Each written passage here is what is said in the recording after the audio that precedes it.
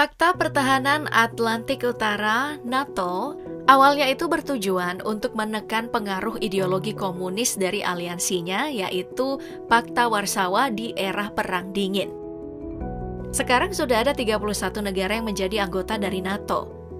Tapi awal-awal dibentuk di tahun 1949, anggotanya itu hanya Amerika Serikat, Kanada, dan beberapa negara Eropa Barat. Lalu kemudian berkembanglah dari 17 negara di tahun 1990 menjadi 31 negara sekarang. Bahkan, negara Eropa Timur yang menjadi anggota Pakta Warsawa setelah runtuhnya Soviet di tahun 1991 memilih menjadi anggota NATO. Ini yang diklaim sekarang Rusia kalau NATO mengkhianati perjanjian yang dibuatnya pada tahun 1990-an untuk tidak memperluas NATO 1 inci pun ke arah timur, di mana pengaruh Rusia itu mengakar. Tapi, NATO juga menegaskan kalau mereka memiliki kebijakan pintu terbuka bagi negara manapun yang memenuhi kriteria keanggotaannya. Oke, sekarang kita akan bahas negara-negara mana saja yang bergabung dengan NATO setelah runtuhnya Uni Soviet. Sudah disinggung tadi, awal-awal dibentuk yang berarti pendiri NATO adalah Amerika Serikat, Kanada, dan 10 negara di Eropa Barat, yakni Belanda, Belgia, Inggris, Denmark, Islandia, Italia, Luxembourg, Norwegia, Portugal, dan Prancis. Ini didasari oleh Traktat Dunkirk yang ditandatangani oleh Prancis dan Inggris sebagai Treaty of Alliance and Mutual Assistance dalam menjaga kemungkinan serangan oleh Jerman atau Uni Soviet setelah Perang Dunia Kedua. Di tahun 1948, aliansi lalu diperluas lewat perjanjian Brussels yang sepakat untuk membentuk pertahanan kolektif. Perjanjian Atlantik Utara pun ditandatangani pada tanggal 4 April 1949. Kemudian muncullah kebijakan pintu terbuka, NATO yang menyatakan kalau keanggotaan terbuka bagi negara Eropa manapun yang punya posisi untuk berkontribusi terhadap keamanan wilayah Atlantik Utara. Dan sejak dibentuk, proses keanggotaan sudah melalui 9 putaran perluasan. 3 putaran perluasan wilayah pertama itu terjadi pada masa Perang Dingin yang melibatkan Yunani dan Turki di tahun 1952. Lalu Jerman Barat di tahun 1955 dan Spanyol di tahun 1982. Runtuhnya tembok Berlin tahun 1989 menandai berakhirnya Perang Dingin yang diikuti dengan pembubaran Pakta Warsawa dan pecahnya Uni Soviet. Reunifikasi Jerman tahun 1990 juga membawa wilayah bekas Jerman Timur ke dalam aliansi. Negara-negara demokrasi baru di Eropa Tengah dan Timur lalu mulai bergabung untuk menjalin kebebasan mereka dengan berintegrasi ke dalam institusi Euro-Atlantik. Dari sinilah kemudian NATO mengambil langkah untuk melakukan perluasan pasca Perang Dingin, bubarnya Pakta Warsawa, dan pecahnya Uni Soviet. Pasca Perang Dingin, NATO sadar kalau harus merevisi tujuan, prinsip, dan bidang kegiatannya untuk melibatkan hubungan dengan negara-negara Eropa Tengah dan Timur. Tujuannya adalah untuk membuka calon anggota baru bergabung ke aliansi, termasuk ex-negara-negara yang tergabung ke dalam Pakta Warsawa. Setelah situasi keamanan negara Pakta Warsawa membaik, aliansi pun lalu mengundang Ceko, Hungaria, dan Polandia, yang ketiganya adalah mantan anggota Pakta Warsawa untuk memulai pembicaraan di KTT Aliansi di tahun 1997.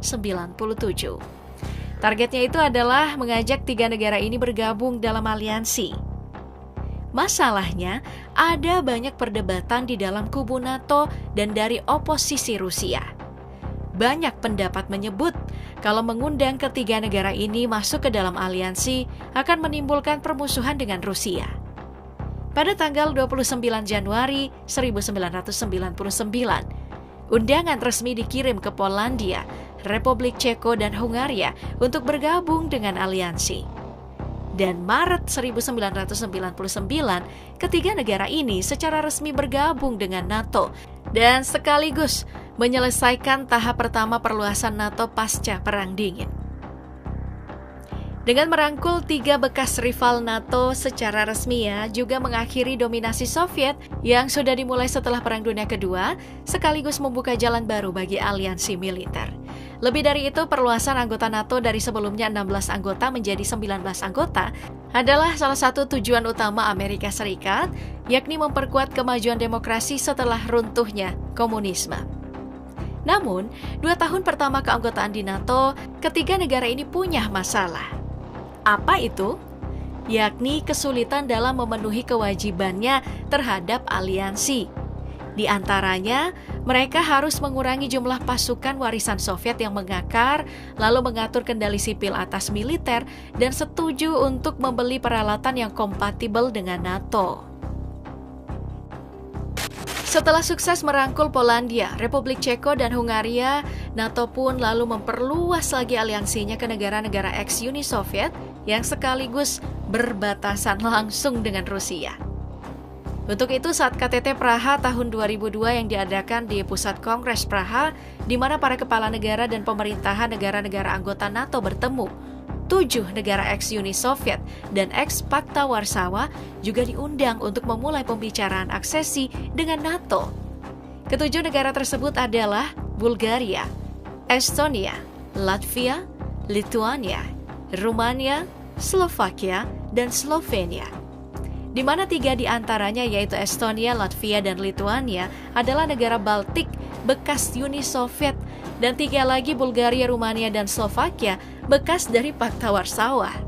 Ditambah 1 negara kecil, Slovenia, yang merupakan bagian dari bekas Yugoslavia. Apa yang menjadi alasan mengapa banyak negara bekas Uni Soviet menyatakan sikap ingin bergabung dengan NATO? Jawabannya sederhana. Sebagian besar negara di bawah perintah Soviet mengalami genosida ekonomi dan kemanusiaan. Mereka lalu melihat NATO ini sebagai penyangga keamanan yang akan melindungi mereka dari kebangkitan Uni Soviet Volume 2. Dan dengan bergabungnya ke-7 negara ini pada tanggal 29 Maret tahun 2004 di Washington DC, hal tersebut sekaligus menjadi gelombang perluasan terbesar dalam sejarah NATO yang faktanya hampir 40% keanggotaan NATO itu terdiri dari negara-negara bekas komunis. Keputusan negara-negara ini secara otomatis membuat Rusia jadi khawatir. Alasannya karena dipastikan Amerika Serikat yang merupakan induk NATO jadi bisa beroperasi secara bebas di dekat perbatasan Rusia. Dan tentunya Rusia menganggap perluasan NATO ini sebagai sebuah ancaman. Makanya isu pengkhianatan terhadap perjanjian yang terus didorong Rusia sampai sekarang. Tapi menurut NATO, Rusia lupa kalau setiap negara yang berdaulat bebas memilih aliansinya sendiri. Justru Rusia malah dianggap mencoba menciptakan zona pemisah antara dirinya dengan Barat, mengurangi kehadiran Amerika Serikat di Eropa, dan ingin membagi benua menjadi wilayah pengaruh.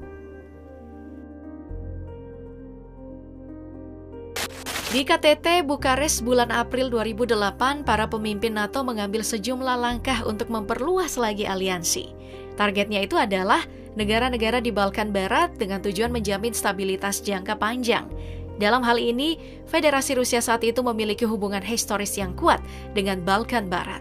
Tapi pengaruh dan dampak ekonomi Rusia yang menurun di wilayah ini dimanfaatkan oleh NATO yang berhasil membuat Albania dan Kroasia secara resmi bergabung dengan aliansi pada bulan April 2009. Sebenarnya sebelum secara resmi bergabung dengan aliansi, Albania dan Kroasia adalah mitra NATO. Kedua negara ini bekerja sama dengan NATO di berbagai bidang dengan penekanan khusus pada reformasi sektor pertahanan dan keamanan serta dukungan terhadap reformasi demokrasi dan kelembagaan yang lebih luas. Tahun 2017, Montenegro yang juga bagian dari negara Balkan menjadi anggota ke-29 aliansi setelah secara aktif mendukung operasi yang dipimpin NATO di Afghanistan dari tahun 2010. Karena Serbia adalah sekutu Rusia dan salah satu prinsip NATO adalah membendung Rusia, masuk akal bagi Montenegro menjadi anggota NATO untuk mempertahankan kemerdekaannya dari balas dendam Serbia. Tapi alasan utamanya adalah karena sebagai negara baru merdeka yang sangat kecil dan jauh dari kemandirian ekonomi, menjadi bagian dari kelompok negara lain adalah demi kepentingan terbaik Montenegro. Setelah Montenegro, salah satu negara Balkan Barat yang bergabung ke NATO, negara tersebut adalah Makedonia Utara pada Maret 2020 yang bergabung menjadi anggota ke-30. Hal ini otomatis jadi pukulan telak bagi Rusia yang semakin sulit untuk mempertahankan pengaruhnya di Balkan Barat. Rusia lalu menyindir keanggotaan Makedonia Utara terkesan dipaksakan karena statusnya sebagai negara lemah yang tentunya tidak akan meningkatkan kekuatan aliansi dan nilai keanggotaannya juga diragukan. Tapi yang paling menarik adalah keputusan Finlandia untuk bergabung menjadi anggota baru NATO setelah sekian lama mempertahankan netralitas militernya. Alasannya, invasi besar-besaran yang dilakukan Putin menghancurkan rasa stabilitas yang sudah lama ada di negara-negara Nordik yang sekarang udah menjadi rentan. Ditambah, Finlandia adalah negara yang berbatasan langsung dengan Rusia, dan secara otomatis, Finlandia adalah wilayah yang sangat rentan. Karena bukan tidak mungkin Rusia kemudian akan meningkatkan tekanan terhadap Finlandia. Melihat dukungan publik terhadap keanggotaan NATO di negara-negara Nordik meningkat setelah invasi, hal inilah yang mendorong Finlandia dan Swedia yang selama ini non-blok untuk meninggalkan netralitas mereka dan mencari perlindungan ke NATO yang punya prinsip pasal 5. Serangan terhadap anggota NATO berarti serangan terhadap semua anggota. Hanya saja, status keanggotaan Swedia tertahan oleh Turki. Putin sudah memperingatkan Finlandia maupun Swedia bahwa menjadi anggota NATO adalah kesalahan dan merupakan pelanggaran terhadap keamanan Rusia. Dan karena itu, mengharuskan Rusia mengambil tindakan balasan yang tidak ditentukan. Ya, harus diakui ekspansi NATO ke arah timur yang menjadi pemicu kemarahan Putin. Itu karena aliansi Barat mencoba mengambil keuntungan dari kekacauan dan kelemahan Rusia di tahun 90-an. Rusia tidak ingin itu terjadi ke ex-Soviet lainnya, seperti Ukraina. Makanya Rusia ini sedang memperlihatkan pengaruhnya sebagai negara yang paling punya pengaruh di wilayah timur Eropa. Dengan bergabungnya Finlandia yang berbatasan langsung dengan Rusia, NATO seolah bertujuan mengurung Rusia dan melemahkan pengaruhnya terutama di Eropa Timur. Di sisi lain, beberapa anggota NATO punya sikap yang berbeda terhadap perang Ukraina yang memberikan harapan bagi Rusia untuk memperbesar kembali aliansinya. Hungaria misalnya, pemerintahannya lebih mendukung gencatan senjata dan perundingan perdamaian, menolak mengirimkan senjata ke Ukraina, dan menunda beberapa upaya Uni Eropa memberikan paket bantuan ke Kiev, menentang sanksi yang diberikan Eropa ke Moskow. Begitu juga dengan Slovakia. Roberto Fico yang beraliran kiri memenangkan pemilihan parlemen hingga Slovakia menyusul Hungaria menentang konsensus Uni Eropa mengenai dukungan terhadap Ukraina. Kebijakan dua negara ini dikaitkan karena kedekatannya dengan pemerintah Rusia.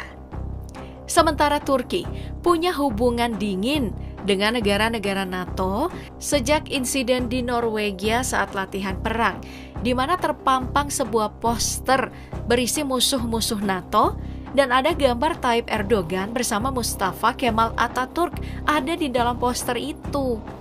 Turki menganggap sentimen ini sebagai skandal terbesar dalam sejarah NATO.